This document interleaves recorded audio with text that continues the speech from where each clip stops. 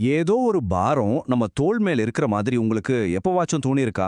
அதுவும் அந்த சுமை தலைமுறை தலைமுறையா கடத்தப்பட்டது மாதிரி ஒரு ஃபீலிங். என் சேனலான மிஸ்டிக் இன்ட்யூஷன்ஸ்க்கு உங்களை வரவேற்கிறேன். இன்னைக்கு நம்ம கண்ணுக்கு தெரியாத இந்த சுமைய பத்தியும் அதிலிருந்து எப்படி விடுபடுறதுன்னு பார்க்க போறோம். கொஞ்ச நேரம் இதை யோசிச்சு பாருங்களேன். நீங்க உணர்ற இந்த தீராத சோர்வு இருக்கே, அது உங்க வாழ்க்கையால மட்டும் இல்லாம நீங்க சுமக்கிற மத்தவங்க பாரத்தால வந்திருந்தா என்ன ஆகும்? சரி, இந்த சுமைய நம்ம ஒரு கண்ணுக்கு தெரியாத பேக் பேக் மாதிரி கற்பனை பண்ணி பார்க்கலாம். இது நம்ம பிறந்ததிலிருந்தே சுமந்துட்டு வர்ற ஒரு விஷயம். இந்த பேக் பேக்கை நீங்க தேர்ந்தெடுத்ததில்ல. இது உங்க குடும்பம், உங்க சமூகம், ஏன் உங்க முன்னோர்கள் கிட்ட இருந்து உங்களுக்கு கிடைச்ச ஒரு சொத்து மாதிரி. இதைத்தான் நாம ஜெனரேஷனல் டிராமா, அதாவது தலைமுறை அதிர்ச்சின்னு சொல்றோம். ஆனா இது பெரும்பாலும் விசுவாசம், கலாச்சாரம், குடும்ப பெருமைன்னு ரொம்ப அழகான வார்த்தைகளுக்கு பின்னால ஒழிஞ்சுகிட்டு இருக்கு. சரி, அப்போ இந்த பேக் பேக்லாம் அப்படி என்னதான் இருக்கு? நாம சுமக்கிற சில பாரங்களை பத்தி இன்னும் கொஞ்சம் டீட்டெயிலா பார்க்கலாம். இதுல சிலது உங்களுக்கு ரொம்ப நல்லா தெரிஞ்ச விஷயமா கூட இருக்கலாம். குடும்பத்துக்கு பெருமை சேரு, தைரியமாயிரு, ஆம்பளைங்க அழக்கூடாது, பாதுகாப்பான ஒரு வேலையை தேர்ந்தெடு, எங்களை ஏமாத்திராத. பாத்தீங்களா, அன்பா சொல்லப்படுற இந்த ஒவ்வொரு வார்த்தையும் நம்ம பேக் பேக்ல இன்னொரு கல்ல வைக்கிற மாதிரி தான். நமக்கே தெரியாம நம்மள பாரமாக்கிட்டே இருக்கு. கொஞ்சம் கொஞ்சமா நாம யாருங்கிறதே நாம இழக்க ஆரம்பிக்கிறோம். நமக்காக ஒரு புதிய அடையாளம் உருவாகுது, ஆனா அது நம்மளோடது இல்ல, மத்தவங்களோட எதிர்பார்ப்புகளால கட்டப்பட்டது. இது ஒரு நாள் 2 நாள் நாம சுமக்கிற பாரம் இல்ல. இது வருஷ கணக்கா, ஏன் பல 10 வருஷங்களா நாம சுமந்துட்டு வர்ற ஒரு பெரிய பாரம்.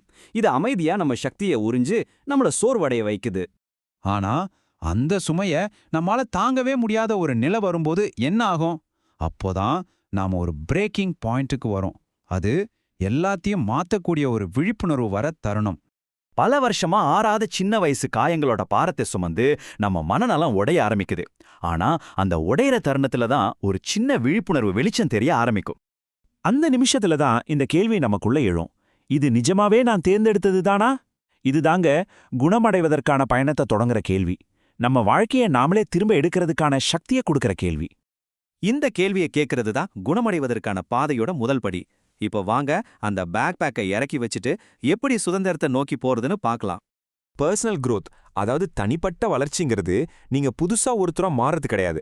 அது உண்மையிலே நீங்க இல்லாத எல்லாத்தையும் உங்ககிட்ட இருந்து நீக்கிறது தான். அப்போதான் நீங்க உண்மையா யாருன்னு இருக்கணுமோ அப்படி இருக்க முடியும். முதல்ல உங்க மேல திணிக்கப்பட்ட விஷயங்களுக்கெல்லாம் கீழ்ப்படியறத நிறுத்துங்க. 2வது, உங்களுக்கு சொந்தமில்லாத விஷயங்களை கைவிடுங்க. அப்போ நீங்க சுதந்திரத்துல காலடி எடுத்து வைப்பீங்க. பாருங்க, இந்த படிகள் சுலபமா இருக்காது. ஆனா இதுதான் உண்மையான சுதந்திரத்துக்கும் உங்களுக்கான ஒரு வாழ்க்கைக்கும் வழிவகுக்கும். நீங்க உங்களை குணப்படுத்திக்கிறப்போ நீங்க உங்களை மட்டும் சரி செஞ்சுக்கல, தலைமுறை தலைமுறையா கடத்தப்பட்டு வர்ற ஒரு அதிர்ச்சி சங்கிலிய உடைக்கிறீங்க. உங்க பிள்ளைங்களுக்கு இந்த கடந்த கால சுமைகள் இல்லாத ஒரு எதிர்காலத்தை கொடுக்கறீங்க.